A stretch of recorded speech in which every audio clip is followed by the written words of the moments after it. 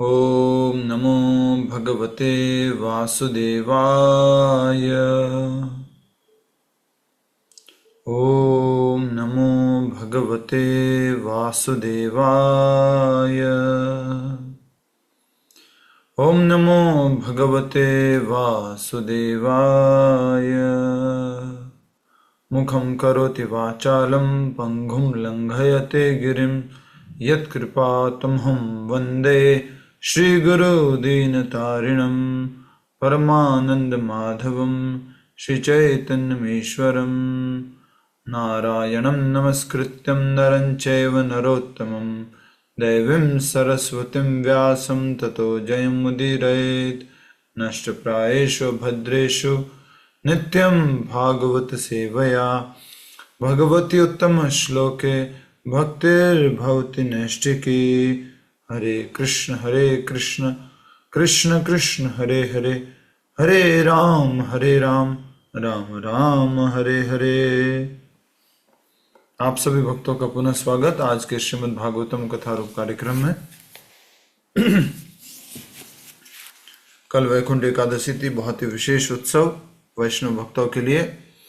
और जो भक्त लोग तिरुपति बालाजी गए उनको तो उत्सव के बारे में अवश्य मालूम होगा और उत्तर द्वार के बारे में अवश्य मालूम होगा। जो मंदिर के दर्शन करके जैसे ही बाहर निकलते हैं, राइट हैंड की तरफ एक उत्तर का द्वार बना हुआ है। लास्ट ईयर वैकुंठ एकादशी पर हम लोग वहीं पे थे, तिरुपति तिरुमला देवस्थानम। और इस बार भगवान की कृपा से, क्योंकि भगवान बहुत कृपालु हैं, दयालु हैं, कल तिरुपति बालाजी का जो मंदिर है यहाँ दिल्ली में, वहाँ दर्शन का लाभ प्राप्त हुआ। वहाँ पर भी जो है दर्शन होते हैं, वहाँ पर भी जो है वैकुंठ द्वार बनता है।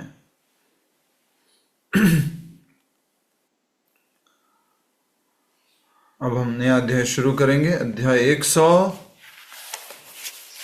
15 115 14 14 हो गया माताजी, कल हो गया।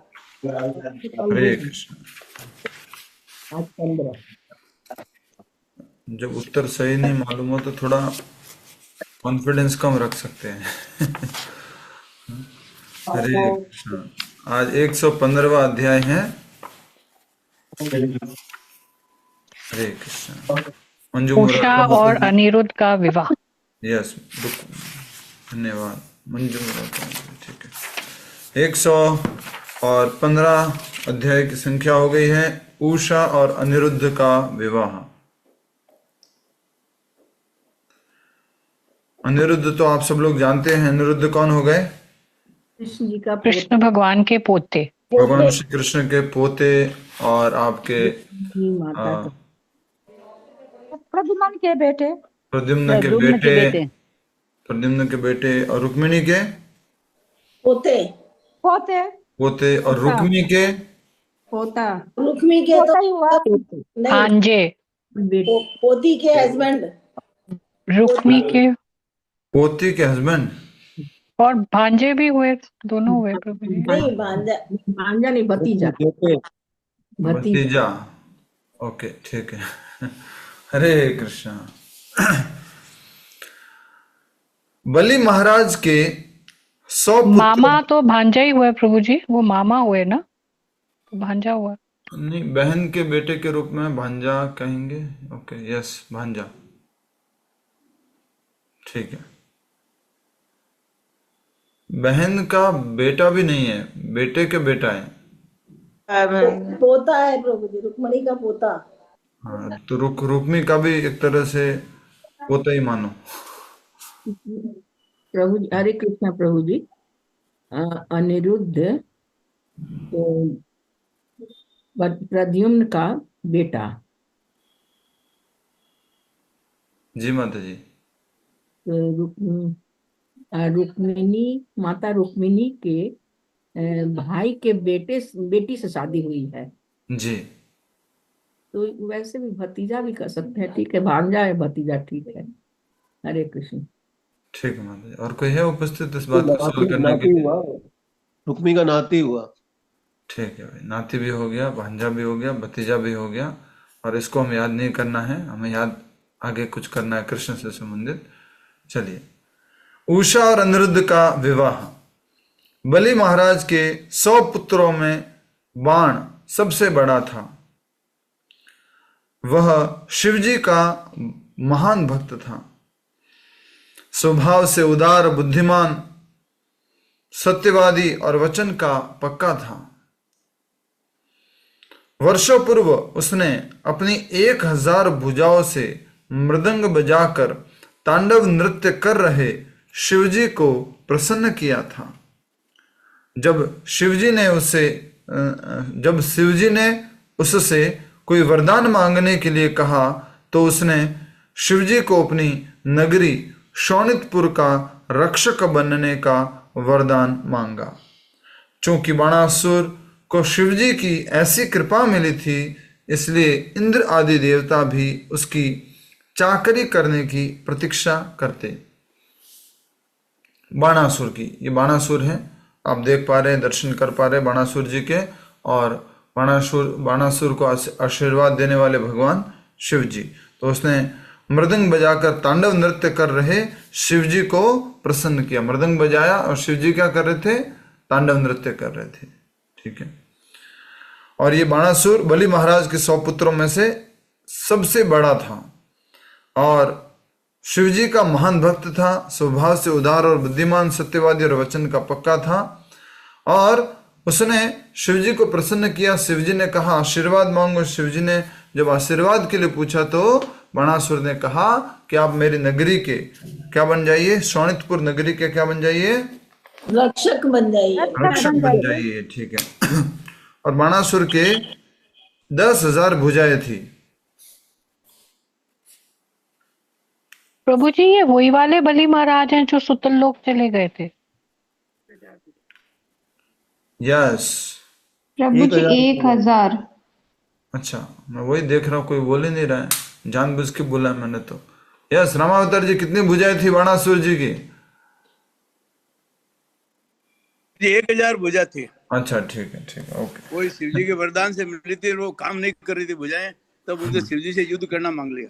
कार्तिवीर्य अर्जुन की कितनी भुजाएं थी, याद आ रहा है किसको? जिनकी लड़ाई हुई थी अपने परशुराम जी से।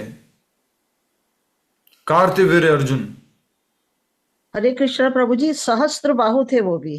सहस्त्र बाहु, ठीक है, 1000 भुजा उनकी भी थी। उसी तरह से एक और बहुत बड़ा महान भक्त हुआ, उसकी भी 1000 भुजाएं थी। क्या नाम था? पढ़ा था हमने, बहुत सुंदर प्रार्थना आई थी उसकी भागवत में शुरुआत में ही। जो भक्त भी है भगवान का, नहीं याद? प्रभु जी, हाँ, सहस्त्र बाहु ही नाम था क्या उसका? तो उल्टा प्रश्न हो गया ना माता जी। ऑलरेडी बोल दिया माता जी, सहस्त्र बाहु तो बोल दिया है और वो भी बोल दिया है। हाँ, और कार्तिवीर्य अर्जुन भी बोल दिया है। वो उनका नाम था वृत्रासुर। याद आया किसी को? वृत्रासुर। यस।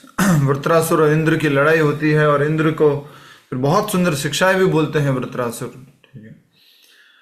बाणासुर को अपने बल और पद का घमंड होने लगा। एक दिन शिवजी के सम्मुख आकर उसने अपने सिर को उनके चरणों में रख कर कहा, हे महादेव, आपने मुझे 1000 भुजाएं दी हैं, परंतु मुझे समझ नहीं आता कि इनसे क्या करूं। एक बार इनकी खुजली मिटाने के लिए मेरे मन में दिग्गजों, चारों दिशाओं की रक्षा करने वाले अति बलशाली हाथी से युद्ध करने की इच्छा हुई और इसलिए मैंने अनेक चट्टानों को मसल कर चूर चूर कर दिया, परंतु मुझे देखकर ये हाथी भी भयभीत हो भाग खड़े हुए।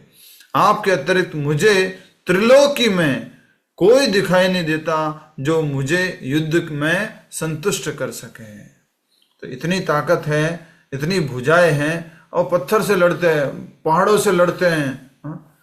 महान जो दिग्गपाल हाथी होते हैं, जो चारों दिशाओं की रक्षा करने वाले हाथी है, वो भी उनसे डर करके भाग गए। किनसे? श्रीमान बोलिए। बाणासुर से। बाणासुर जी से। ठीक, ओके।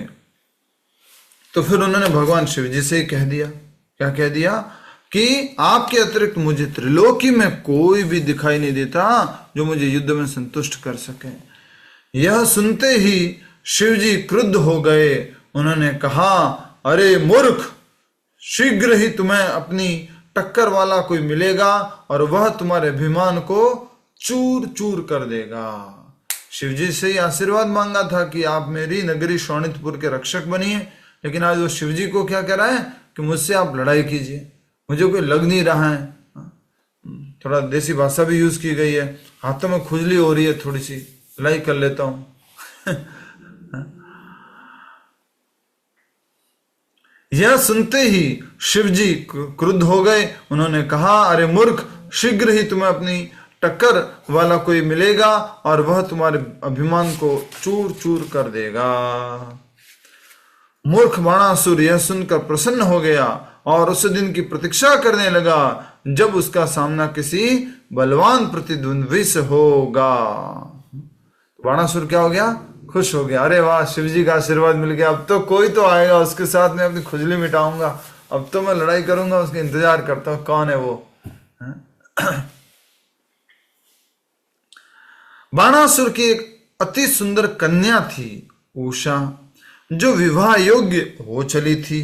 एक दिन अपनी सखियों के साथ सोते समय उसे एक सपना दिखा। उसे कर दीजिए अगर उसे नहीं लिखा हुआ था। उषा को क्या दिखा? सपना दिखा आया प्रभु जी। हाँ, ठीक है। तो बाणासुर की जो बेटी थी बहुत सुंदर थी, उसका नाम उषा था, और उषा को सपना देखा। जो उसने देखा कि एक ऐसा नवयुवक उसके साथ बिस्तर पर लेटा है जिसे न तो उसे कभी देखा था और न ही उसके बारे में कुछ सुना था, और वे दोनों प्रेम क्रीड़ा में लिप्त थे। वह नवयुवक था श्री कृष्ण का पोता अनिरुद्ध। जैसे ही सपने में अनिरुद्ध अदृश्य हुआ, उषा, प्रियतम तुम कहाँ हो, चिल्लाती हुई खड़ी हो गई। बाणासुर का एक मंत्री था कुंभांड। उसकी पुत्री चित्रलेखा उषा के पास ही लेटी हुई थी। उत्कंठित होकर उसने अपनी उद्विग्न तथा लज्जित सखी से पूछा, अरे उषा, तुम किसे खोज रही हो? उषा ने कहा, मैंने सपने में एक युवक को देखा जिसका रंग काले बादलों के जैसा था और उसकी आंखें कमल जैसी थी। उसकी सुंदरता किसी भी स्त्री को निमित्त करने वाली थी। मुझे अपने चुंबनों का अमृत पिलाकर वह मुझे पीड़ा के इस महासागर में फेंक कर कहीं तो चला गया। ये सब वास्तव में हुआ कि स्वप्न में हुआ? स्वप्न में हुआ था। यस। तो ये भगवान श्री कृष्ण, जितने भी ये भगवान श्री कृष्ण के पुत्र आदि हैं, ये दिव्य लीला में भाग लेने के लिए सम्मिलित हुए हैं। बहुत सारे देवतागण हैं इसमें। तो इस तरह से स्वप्न में आए थे, ऐसा उनको उषा के स्वप्न में आए थे। ठीक है। चित्रलेखा ने कहा, सखी घबराओ मत, मैं तुम्हारे दुख दूर करूंगा। तीनों लोकों में वह युवक कहीं भी क्यों न हो, मैं उसे यहां लेकर आऊंगी। तुम सब उसे पहचानने का प्रयास करना। तुम बस उसे पहचानने का प्रयास करना। सब बोलते गलत हो जाएगा ना? क्यों? उषा को ही पसंद करना था ना। नहीं हो गए ना? बोलो बोलो, सब बोलते गलत हो जाएगा कैसे? अब में तो ज्यादा जने हो गए ना प्रभु जी। बोलो और कोई? प्रभु जी को सपने में दिखाया था। सिर्फ उषा के सपने में आए थे। एक के सपने में आए थे, उषा के सपने में आए थे। सॉरी। तो जो उषा थी वो अपने सखियों के साथ में ही सोने चली गई थी, और उसमें जो कुंभांड नामक एक मंत्री था, उनकी बेटी चित्रलेखा जो उनके साथ में थी, उसने कहा कि सखी घबराओ मत, मैं तुम्हारा दुख दूर करूं। चित्रलेखा ने कहा, दूर करूंगी आएगा ना। तीनों लोकों में वह युवक कहीं भी क्यों न हो, मैं उसे यहां लेकर आऊंगी। वहां पे करूंगी कर दीजिए, मैं तुम्हारा दुख दूर करूंगी। तीनों लोकों में वह युवक कहीं भी क्यों न हो, मैं उसे यहाँ लेकर आऊंगी, तुम सब उसे पहचानने का प्रयास करना। यह कहकर चित्रलेखा विभिन्न देवताओं, गंधर्वों, सिद्धों, यक्षों, दैत्यों तथा मनुष्यों के चित्र बनाने लगी। चित्रलेखा क्या बनाने लगी? चित्र। अब चित्र देख करके पहचानो। पहले जो फोटो नहीं होता था, कैमरा रिकॉर्डिंग नहीं होता था, तो क्या करते थे? किसके बारे में करते थे? बोलो जल्दी से। चित्र बनाते चित्र ही बनाते थे सबके। हाँ, चोर का चित्र बनाते थे और किसी व्यक्ति का, लुटेरे का चित्र बनाते थे और फिर उसको पुलिस जो है पकड़ने का प्रयास करती थी। ठीक है, तो जो चित्रलेखा थी उसने देवताओं, गंधर्वों, सिद्धों, यक्षों, दैत्यों तथा मनुष्यों के चित्र बनाने लगी। चित्रलेखा का अर्थ है जो सुंदर चित्र बना सके। अंत में चित्रलेखा ने सूरसेन, वसुदेव, बलराम और श्री कृष्ण का चित्र बनाया। सूरसेन, वसुदेव, बलराम, श्री कृष्ण का चित्र बनाया। ठीक है, अभी तक बेटे का चित्र, बोलो बेटे का बनाया नहीं बनाया। दिया। बेटे का चित्र, भगवान कृष्ण के बेटे का चित्र नहीं बनाया। किसका नहीं बनाया? मतलब वो कौन था? अनिरुद्ध। अनिरुद्ध। अनिरुद्ध। ठीक है, माइक ऑन है, माइक ध्यान रखो। यस,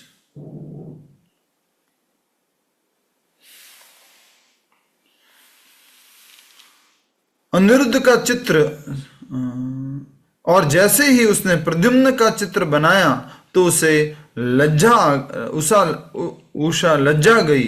अनिरुद्ध का चित्र देखकर उषा ने अपना सिर झुका लिया और कहा, हाँ यही है वह। तो भगवान कृष्ण का भी बनाया और फिर अनिरुद्ध का बनाया कि प्रद्युम्न का? प्रद्युम्न का यस, प्रद्युम्न का बनाया और प्रद्युम्न का बनाया उसके बाद अनिरुद्ध का बनाया। और अनिरुद्ध को देखते ही उसने अपना सिर जो है झुका लिया, शर्मा गई। हाँ यही है वह। चित्रलेखा एक महान योगिनी थी और वह उषा के प्रियतम को पहचान गई। उसी रात अपनी योग बल से आकाश में यात्रा करती हुई वह द्वारका आ पहुंची। कौन? बोलो। चित्रलेखा। हाँ, पिताजी नहीं, भाई नहीं, कौन? चित्रलेखा। चित्रलेखा जो महान योगी भी थी, जिसके अंदर बहुत सारी योगिक शक्तियां थी। लिखा हुआ चित्रलेखा एक महान योगिनी थी। ठीक है, और उसने बोला था उषा को, क्या बोला था? कहीं भी होगा मैं उसे ढूंढ के हाँ, तीनों लोकों में वह युवक कहीं भी हो, मैं उसे यहाँ कर ले आऊंगी। इसको थोड़ा अपनी भाषा में बोले रामावतार जी, तो ऐसे बोलेंगे, अरे कहीं भी होगा ना उठा ले आएंगे, अब चिंता मत करो, ठा लेंगे उसको, ठा लेंगे, इन ठा के लाएंगे। तो चित्रलेखा उठाने के लिए चली गई है द्वारका अनिरुद्ध को।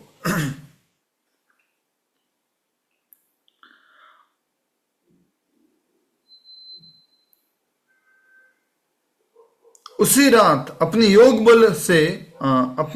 बल से आकाश में यात्रा करते हुए वह द्वारका पहुंची। वहां उसने प्रद्युम्न के पुत्र अनिरुद्ध को कोमल बिस्तर पर सोते हुए देखा।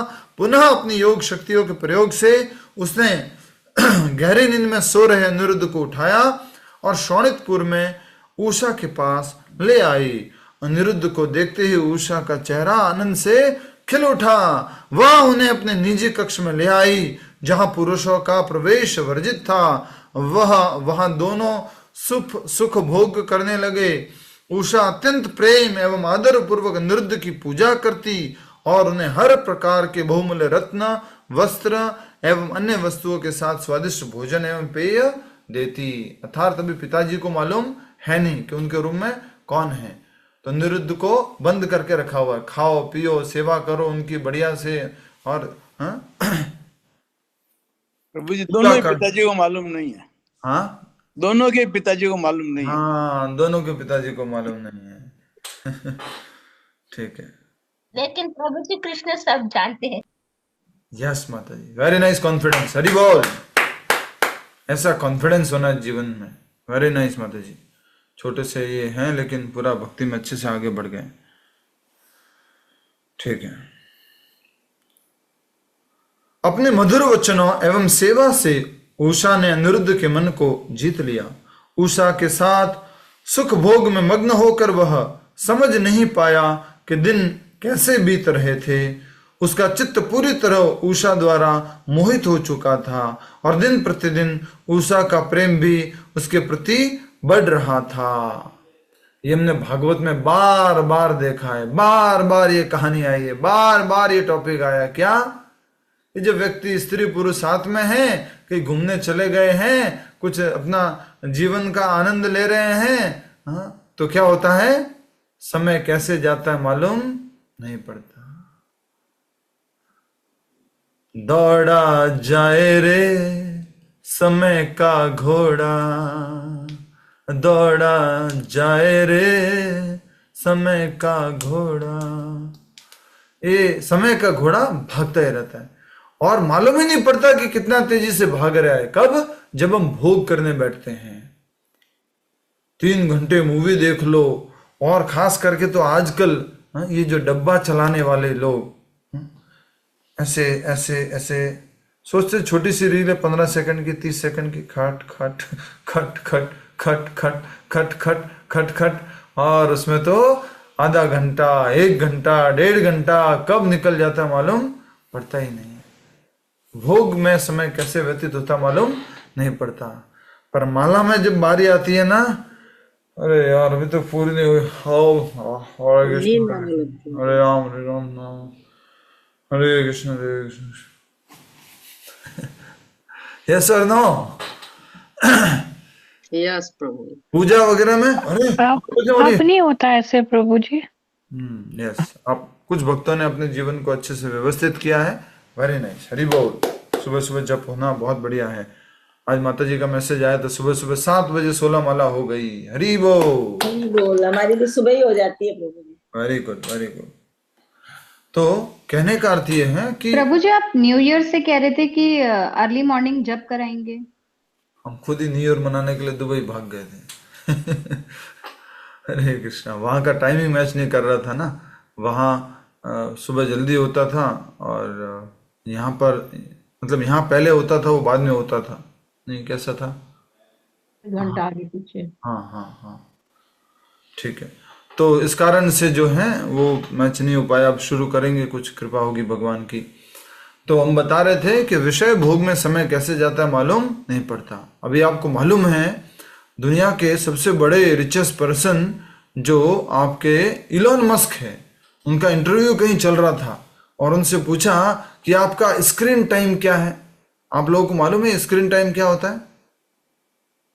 मोबाइल वगैरह देखते प्रभु जी मोबाइल और लैपटॉप और कंप्यूटर के सामने कितनी देर आप रहे? कितनी देर मोबाइल देखा, मोबाइल कितनी देर ऑन रहा, एकदम स्क्रीन ऑन कितनी देर रही, वो दिखाई देता है। दुनिया को हाथ में मोबाइल देने वाला, दुनिया को हाथ में अमेजोन देने वाला वो इलोन मस्क ऐसे ढूंढ करके बताता है कि आज का तो 4 मिनट ही दिखा रहा है।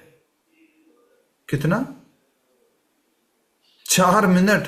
दुनिया को तुमने अमेजोन में सर्च करने में बिजी कर दिया है। अमेजोन का जंगल तो बचा है कि नहीं बचा मालूम नहीं, लेकिन ऑनलाइन शॉपिंग जंगल खोल दिया इसने और उस जंगल में हम डूबते जाते हैं। कहीं कहीं कुछ चीज दिखती रहती है, हम ढूंढते रहते हैं अलग अलग प्रकार की।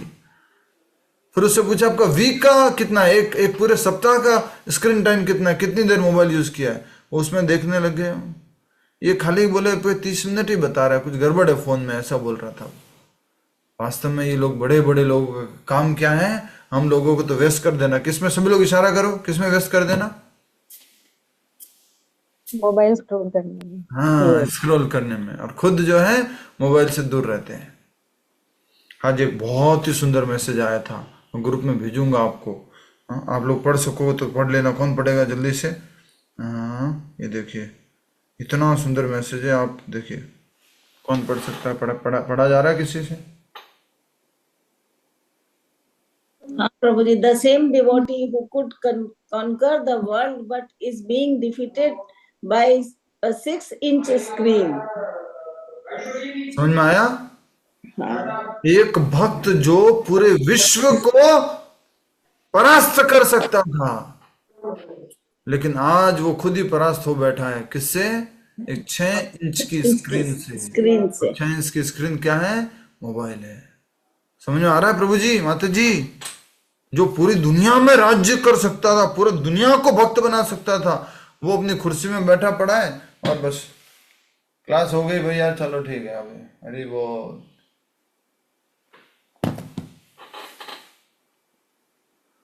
तो बहुत इंपॉर्टेंट इस बात को समझना कि समय कैसे निकलता है। समय बोलो, समय कैसे जाता है? ऐसे ऐसे चला जाता है, कुछ मालूम नहीं पड़ता। चुटकी में। चुटकी में। चुटकी में प्रभु जी। हाँ, ओके ओके। भोग में ऐसे समय जाता है, और जब कथा होती है और जब करना होता है तो चुटकी ऐसे बजती है। हाँ हाँ, ओके।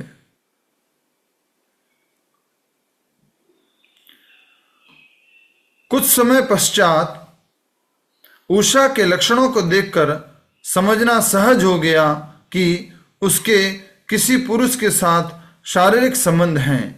वह चाहकर भी अपने उल्लास को छिपा नहीं सकती थी। उसके पहरेदारों तथा सेवकों को समझते देर न लगी कि हो न हो उसके महल में अवश्य कोई पुरुष छिपा है। इसकी जानकारी देने के लिए वे तुरंत बाणासुर के पास पहुंचे। उन्होंने कहा, महाराज, हमें लगता है कि आपकी बेटी कुछ ऐसे कार्य कर रही है जिससे आपके वंश पर कलंक लग सकता है। हमने बहुत ध्यानपूर्वक उस पर निगरानी रखी हुई थी और इसीलिए हमें समझ नहीं आ रहा कि यह किस प्रकार वह पुरुष द्वारा दूषित हो सकती है। समझ में नहीं आ रहा कि यह किस प्रकार वह किसी पुरुष द्वारा दूषित हो सकती है। जो सुना उस पर बाणासुर को विश्वास नहीं हुआ। तेज कदमों से अपनी पुत्री के महल में पहुंचकर उसने देखा कि यदुनंदन अनिरुद्ध उषा के साथ बैठकर चौपड़ खेल रहा है। बाणासुर के कितने हाथ? 1000 हाथ। 1000 हाथ। और ये क्या लिखा हुआ है? यदुनंदन, यदुओं का पुत्र। हाँ, यदुनंदन कौन? अनिरुद्ध। श्री कृष्ण के हाँ, श्री कृष्ण के पोते। नहीं माता जी, भले यदुनंदन। श्री कृष्ण के पोते हैं प्रभु जी, प्रद्युमन के बेटे हुए ना। कृष्ण के पोते हैं, श्री भगवान कृष्ण के पोते। प्रद्युमन के बेटे हुए ना। और किसी को बोलना है तो क्यों इतना उतावले क्यों रहते हो माइक अनम्यूट करने में? थोड़ी शांति रख लिया करो, समय बचेगा। मैंने यही तो बोला, यदुनंदन। यदुनंदन मतलब यदुओं का बेटा, कृष्ण भगवान के पुत्र प्रद्युम्न और प्रद्युम्न के बेटे अनिरुद्ध। ये तो हम डिस्कस कर चुके हैं ना। यदुनंदन का अर्थ क्या है? यदुनंदन का अर्थ कृष्ण पुत्र नहीं है। यदुनंदन का अर्थ है यदुओं के पुत्र, यदुओं का पुत्र। यदु जो प्रद्युम्न यदु है उनके पुत्र। तो जैसे ही बाणासुर जो है उषा के महल में पहुंचा तो उसने देखा कि अनिरुद्ध उषा के साथ बैठकर चौपड़ खेल रहा था। अनिरुद्ध के अतुलनीय सौंदर्य, कमल जैसी आंखों, शक्तिशाली भुजाओं तथा आकर्षक भावों को देखकर बाणासुर समझ गया कि वह उसकी पुत्री के लिए उपयुक्त पति हैं, परंतु साथ ही अपने परिवार की मर्यादा को बचाने के लिए वह क्रुद्ध हो गया। बाणासुर यह देखकर भी आश्चर्यचकित था कि उसे वहां अपने सैनिकों के साथ तड़कते भड़कते देखकर भी अनिरुद्ध निश्चिंत वहां बैठा था, आराम से बैठा हुआ था। बाणासुर चिल्ला रहा है, गुस्सा कर रहा है, लेकिन अनिरुद्ध आराम से बैठे हुए हैं। जैसे ही वे सैनिक आगे बढ़े, अनिरुद्ध ने एक लोहे का डंडा उठा लिया। तो दृढ़ता के साथ खड़ा वह यमराज के समान दिख रहा था। सैनिकों ने घेराबंदी शुरू की ही थी कि अनिरुद्ध ने फुर्ती के साथ उस डंडे को घुमाते हुए उनके हाथ, सिर और पैर तोड़ डाले। भयभीत हो बचे कुछ सैनिक वहां से भागने लगे, परंतु बाणासुर ने अपने मायावी नागपाश से अनिरुद्ध को बांध लिया। जब उषा ने अनिरुद्ध को इस अवस्था में देखा तो भयाकुल होकर वह जोर जोर से रोने लगी।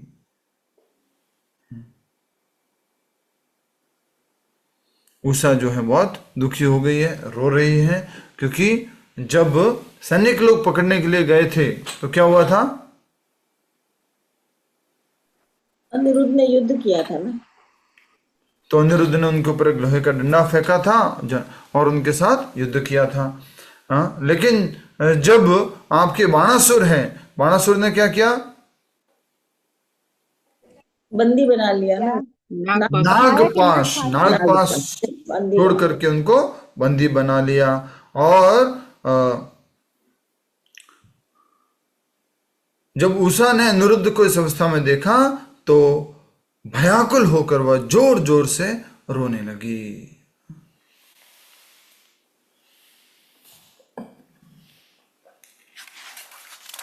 तो अनिरुद्ध को बंदी बना लिया गया और उषा जो है वो रो रही है। तो ये उषा की कहानी पूरी करते हैं, फिर भगवान श्री कृष्ण और बाणासुर के युद्ध को आगे हम कल देखेंगे। ठीक है। नया अध्याय, अध्याय संख्या 116।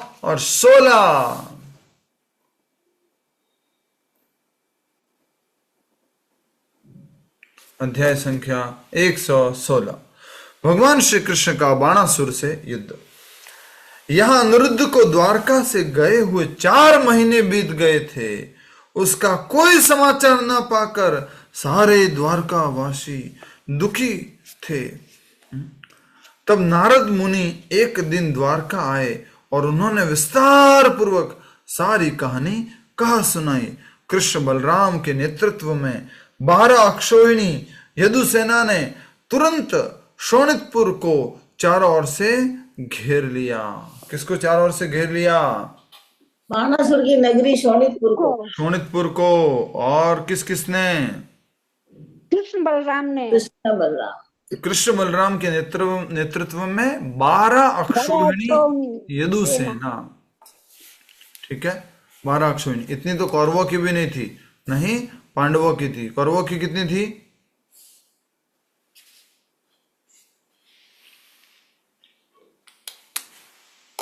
कौरवों की कितनी सेना थी? First chapter. हाँ, 9 अक्षोहिणी कौरवों की 7 बंदी नहीं दी थी उनको। कौरव 11। यस, लक्ष्मी पेंडले मत जी। 11 कौरवों की है, 7 यस, 11 जो है वो कुरुओं की है। 11 अक्षोहिणी सेना कुरुओं के साथ है और 7 अक्षोहिणी सेना किसके पास है? पांडवों के पास। पांडवों के पास है। तो उसी प्रकार हम देख रहे हैं कि जब बाणासुर जो थे उनके ऊपर तो नारद मुनि की बात चल रही है। तब नारद मुनि एक दिन द्वारका आए और उन्होंने विस्तार पूर्वक सारी कहानी कहा सुनाई। कृष्ण बलराम के नेतृत्व में 12 अक्षोहिणी यदुसेना ने तुरंत शोणितपुर को चारों ओर से घेर लिया। कृष्ण बलराम के नेतृत्व में 12 अक्षोहिणी यदुसेना ने तुरंत शोणितपुर को चारों ओर से घेर लिया। ठीक है। जब बाणासुर ने देखा कि उसकी नगरी पर आक्रमण हो रहा है और सीमा पर बनी दीवारों और उद्यानों को नष्ट किया जा चुका है, तो वह उतनी ही विशाल सेना लेकर युद्ध भूमि में आ पहुंचा। अपने नंदी वाहन पर शिवजी सेनापति बने। ये किसे लिखा हुआ है? अपने नंदी वाहन पर शिवजी सेनापति बने। बताइए क्या लिखा हुआ? नंदी जी पे बैठ के प्रभु जी। वाहन था ना नंदी, उनका उस पर शोणितपुर को बैठे रक्षा थे, था। सेनापति बन के बैठे थे।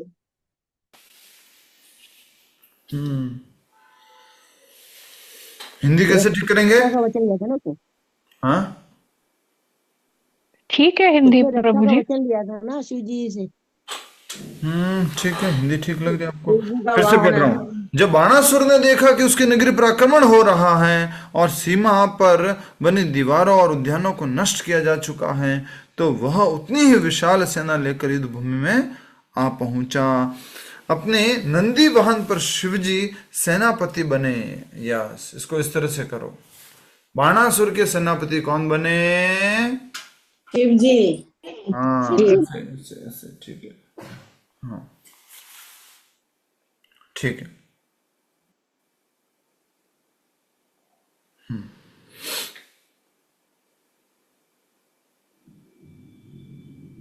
वे अपने दोनों पुत्रों गणपति एवं कार्तिकेय तथा अन्य भूत पिशाचों के साथ युद्ध करने के लिए तैयार थे। कौन? शिव जी। शंकर जी। जी। और ये भूत पिशाच किसके साथ में रहते हैं? शिव जी के साथ रहते हैं। शिव जी के साथ। हाँ, शिव जी के साथ। ठीक है। वह युद्ध इतना भयंकर था कि देखने वालों तक के रोंगटे खड़े हो गए। शिव जी ने भगवान विष्णु से युद्ध किया और प्रद्युम्न का भगवान कृष्ण से प्रभु जी भगवान। यस यस यस, थोड़ा। वह युद्ध इतना भयंकर था कि देखने वालों तक के रोंगटे खड़े हो गए। शिव जी ने भगवान कृष्ण से युद्ध किया और प्रद्युम्न का सामना हुआ कार्तिकेय से। बलराम जी कुंभांड से भिड़े। कुंभांड कौन था? अभी आया था नाम। बाणासुर का सेनापति था प्रभु जी। मंत्री थे प्रभु जी। चित्रलेखा के पिता। के मंत्री थे। चित्रलेखा के पिता। यस, चित्रलेखा के पिता जो एक मंत्री थे। ठीक है। बाणासुर के प्रधान। बाणासुर के प्रधान सेनापति। बलराम जी कुंभांड से भिड़े, सांब बाण के पुत्र से और सात्यकी का दूर और सात्यकी का युद्ध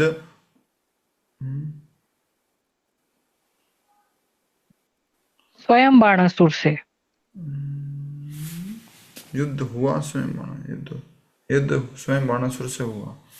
हिंदी थोड़ा इंग्लिश से ट्रांसलेट। सांब बाण के पुत्र। सांब कौन है? जामवंती के बेटे प्रभु जी। जामवंती के पुत्र सांब। सांब ने बाण के पुत्र से और सात्यकी का युद्ध हुआ स्वयं बाणासुर से। संपूर्ण ब्रह्मांड में इस युद्ध का समाचार फैल गया और ब्रह्मा जी सहित समस्त देवगण इसे देखने के लिए आ जुटे। अपने सारंग धनुष से श्री कृष्ण ने सब भूतों, प्रथमों, गुह्यकों, डाकिनियों, यातुधानों, वेतालों, विनायकों, प्रेतों और कौन रह गए, मातो, पिशाचों, कुष्मांडों, ब्रह्म राक्षसों तथा शिवजी के अन्य अनुचरों को खदेड़ दिया। किसने खदेड़ा? भगवान कृष्ण ने। कृष्ण भगवान ने। भगवान कृष्ण। थोड़ा देखिए कहाँ लिखा कृष्ण ने खदेड़ा। सारंग धनुष से कृष्ण ने सब भूतों को समर्पित। अपने सारंग धनुष से श्री कृष्ण ने सब भूतों, प्रथमों, गुह्यकों, डाकिनियों, यातुधानों, वेतालों, विनायकों, प्रेतों, मातों, पिशाचों, कुष्मांडों, ब्रह्म राक्षसों एवं शिवजी के अन्य अनुचरों को खदेड़ दिया। प्रत्युत्तर में शिवजी ने अनेक अस्त्र शस्त्र छोड़े, परंतु श्री कृष्ण ने अत्यंत सहजता से उन्हें काट डाला। अंत में शिवजी ने अपना पाशुपतास्त्र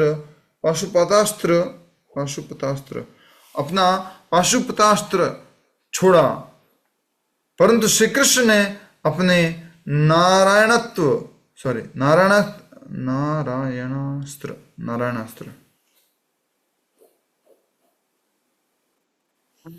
अंत में शिवजी ने अपना पाशुपात अस्त्र छोड़ा, परंतु श्री कृष्ण ने अपने नारायणास्त्र से उसे निश्चित कर दिया।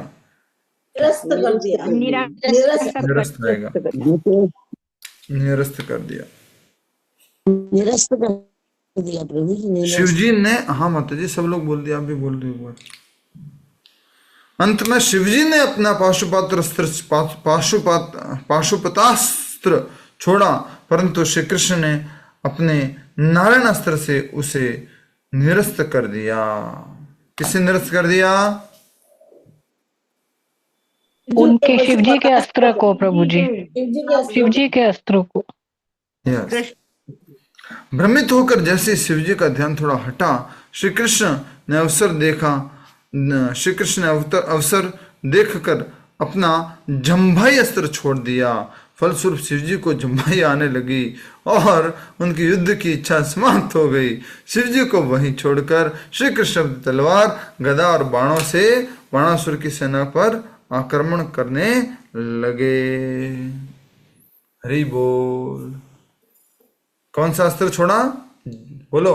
जम्बाई अस्त्र भी होता है क्या? अस्त्र जम्बाई अस्त्र भी होता है। जमाए थे। जल अस्त्र, अग्नि अस्त्र, अलग अलग प्रकार के अस्त्र। अरे जम्बाई अस्त्र, ये अस्त्र तो सुने थे, पर जम्बाई अस्त्र का तो नहीं था। जमाई अस्त्र से सब हार गए, शिव जी अब जमाई लेने लगे। हाँ सही बात कर रहे थे हम, 2-3 बार जम्बाई की बात की ना, तो सही टॉपिक चल रहा है। ठीक है, तो अब क्या हुआ संक्षिप्त में बताओ, फिर आगे हम कल पढ़ेंगे क्या हो चुका है, किस किस के बीच में युद्ध हुआ, जब कौन नहीं संभाल पाया तो कौन बीच में आया। यस डॉक्टर रेशमा माता जी बोलिए। बीच में मतलब प्रभु जी? मतलब फिर वो लड़ाई कौन लड़ा फिर आगे? फिर प्रभु जी वो कृष्ण बलराम अपनी यदु सेना लेके आ गए, 12 अक्षणी वाली, और फिर डायरेक्ट फाइट हुई सब प्रभु जी श्री कृष्ण की शिव जी से और सांब की ये सबसे इम्पोर्टेंट है, शिव जी की कृष्ण से। दूसरा प्रद्युम्न का सामना था सांब की से। बाण के पुत्र से, बलराम जी की कुंभांड से और सत्याकी की बाणासुर से। Yes next. और सारे देवतागण ऊपर से देखने लगे जब ये युद्ध हो रहा था प्रभु। यस ये लिखा हुआ, संपूर्ण ब्रह्मांड में इस युद्ध का समाचार फैल गया और ब्रह्मा जी सहित समस्त देवगण इसे देखने के लिए आ जुटे। इतना भयानक युद्ध हो रहा है भगवान श्री कृष्ण और शिव जी में। ठीक है, तो भगवान के बाण का नाम क्या था? सारंग धनुष छोड़ा बाद में उन्होंने। धनुष का नाम सारंग धनुष। शारंग।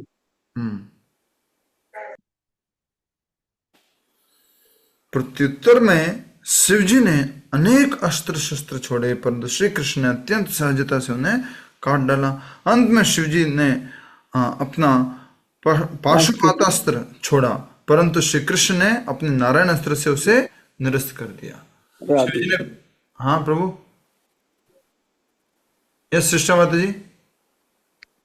नहीं, मैं यही कहने लगी थी कि श्री कृष्ण जी ने नारायण अस्त्र से उन्हें हरा दिया। यस माता जी, अभी वही पढ़ रहे थे। Thank you so much. Sorry प्रभु जी। अंत में शिव जी ने अपना पाशुपातास्त्र छोड़ा और परंतु श्री कृष्ण ने अपने नारायण अस्त्र से उसे निरस्त कर दिया। भ्रमित होकर जैसे ही शिव जी का ध्यान थोड़ा हटा, श्री कृष्ण ने अवसर देखकर अपना जम्बाई अस्त्र छोड़ दिया। फलस्वरूप शिव जी को जम्बाइयां आने लगी और उनकी युद्ध की इच्छा समाप्त हो गई। शिव जी को वहीं छोड़कर श्री कृष्ण अपनी तलवार, माइक बंद रखो ना माता जी, धन्यवाद। शिव जी को वहीं छोड़कर श्री कृष्ण अपनी तलवार, गदा और बाणों से बाणासुर की सेना पर आक्रमण करने लगे।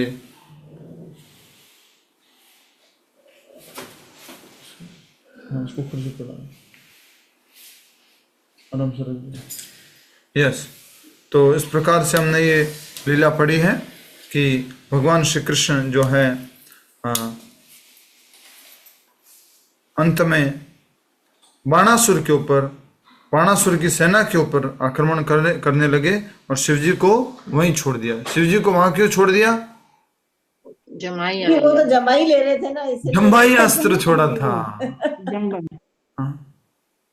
ठीक है, अब हम देखेंगे इसके आगे क्या हुआ, वो कल देखेंगे। दूसरे और कार्तिकेय, प्रद्युम्न, ये सब हम कल देखेंगे। हरे कृष्णा। किसी का कोई प्रश्न है तो पूछ सकते हैं।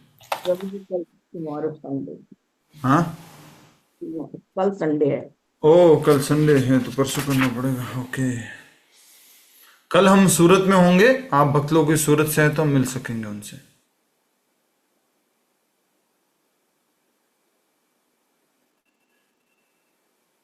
कोई प्रश्न नहीं है? ये 12 अक्षोहिणी यदुसेना कितनी हुई? 12 अक्षोहिणी अभी जैसे पहले पढ़ा था माता जी, किसकी लड़ाई में पढ़ा था बताओ? जरासंध की लड़ाई में। जरासंध की लड़ाई में हमने पढ़ा था कितने घुड़सवार थे, कितने हाथी वाले थे, कितने पैदल वाले थे। देखो पीछे लिखा हुआ है। ठीक है प्रभु। खोलो।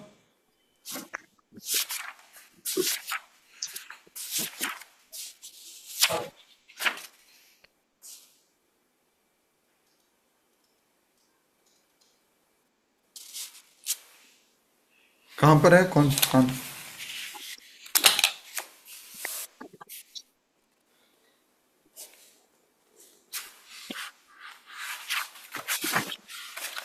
हरे कृष्णा। माइक बंद रखो सिस्टर माता जी। सॉरी प्रभु जी।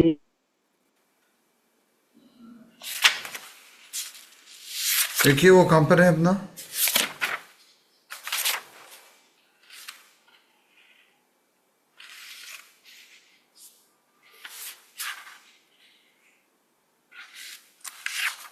कौन सा है? रिबोल। उनको स्पॉटलाइट से हटा दो ना बताइए। 103 अध्याय। यस 103 वाले में। हाँ 23 अक्षौहिणी सेना। एक अक्षौहिणी में सेना में कितने होते हैं? Okay Prabhu, okay thank you. एक अक्षौहिणी सेना में कितने होते हैं? 103वां अध्याय निकालो, उसमें सबसे पहले लिखा हुआ है 103 नंबर का अध्याय। 103 नंबर के अध्याय में पहले लिखा हुआ है। नेटवर्क प्रॉब्लम है। सेना में 21,870 सैनिक हाथी पर, 21,879 रथी, 65,610 घुड़सवार और 1,09,350 पैदल सैनिक होते हैं। यस एक अक्षौहिणी में। हाँ तो इंटू 23 करो। ठीक है। तो सैनिक कितने हो गए? 21,000। नहीं, सैनिक तो है 1,09,350 जो पैदल हैं। हाँ ठीक है। हाथी पर है 21,870। 21,870 और रथी 21,879। ठीक है। घुड़सवार 65,610। ठीक है। तथा 1,09,350 पैदल सैनिक भी थे। लेकिन मथुरा पर को लेकर ये कंस जो है मथुरा पर चढ़ाई कर देता है आक्रमण करने के लिए। कंसनी कौन है? कंसनी कौन है? जरासंध। उसकी सेना तो मतलब कृष्ण भगवान से भी ज्यादा बड़ी प्रभु जी, डबल। हाँ वैसे भगवान के पास नारायणी सेना है ना। Yes thank you. Hare Krishna. कोई प्रश्न नहीं है तो माला जप करेंगे। माला ले लीजिए अपने जप माला लीजिए। हाँ माता जी। प्रभु ये शिवजी तांडव क्यों करते हैं प्रभु? जनरली शिवजी तांडव प्रलय के लिए, प्रलय के समय करते हैं, जब इस जगत में प्रलय आनी होती है। क्योंकि वो आप जानते हैं कि वो संहारक है इस जगत के। भगवान श्री कृष्ण सृष्टि करता है और बोलो ब्रह्मा जी करता है। और इस भौतिक जगत से बाहर सबसे पहले सृष्टि करता कौन है? भगवान श्री कृष्ण। इस भौतिक जगत में सबसे पहले सृष्टि करता कौन है इस भौतिक जगत में? ब्रह्मा जी। भौतिक जगत में तो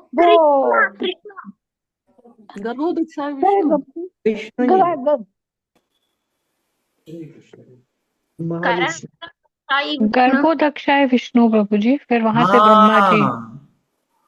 महाविष्णु सबसे पहले, और उसके बाद में गर्भोदक्षाय विष्णु, और फिर जो तीसरे विष्णु उसका नाम क्या है, उनका नाम क्या है? शिरोदक्षाई, शिरोदक्षाई। शिरोदक्षाय विष्णु।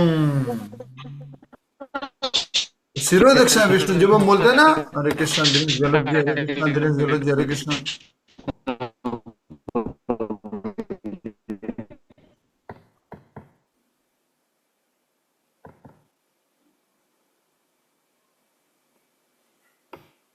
ठीक है, तो हम जब बोलते हैं ब्रह्मा विष्णु महेश, तो ये कौन है? एक ब्रह्मांड के अंदर जो सृष्टि को संरचने वाले हैं, उसके अंदर सारी चीजों को बनाने वाले वो ब्रह्मा जी हैं। ये अच्छे से याद रखना। और इस जगत में, इस जगत को पालन करने वाले भगवान श्री हरि शिरोदक्षाय विष्णु हैं। और इस जगत को नाश करने वाले कौन हैं? शिव जी, शंकर जी। इसलिए इस प्रकार वो नृत्य वगैरह कर रहे थे। तो भी बाणासुर जो है वो क्या लेके गया था? बाणासुर 12 सेना लेके गया था ना। हाँ, कितनी? 12 अक्षोहिणी सेना। ठीक। 12 तो कृष्ण की थी प्रभु जी, यदु सेना। हरे कृष्णा प्रभु। कितने ले गए थे? पुराना देखना पड़ेगा। 113 100 कितना नंबर है? 15 है। जरासंध तो 23 ले गया था। हरे कृष्ण प्रभु जी। हरे कृष्णा। यस, और कोई पूछिए।